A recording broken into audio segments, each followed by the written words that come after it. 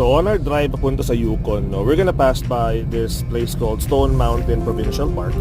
Now, pakita ko sa inyo ito yung picture niya during the summertime. And yes, it is exactly as advertised, a literal stone mountain.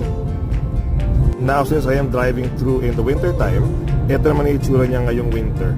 So yan, meron siyang snow. I think it looks nicer with the snow. Hindi siya ganun ka-plain tignan gaya nung kanina, right?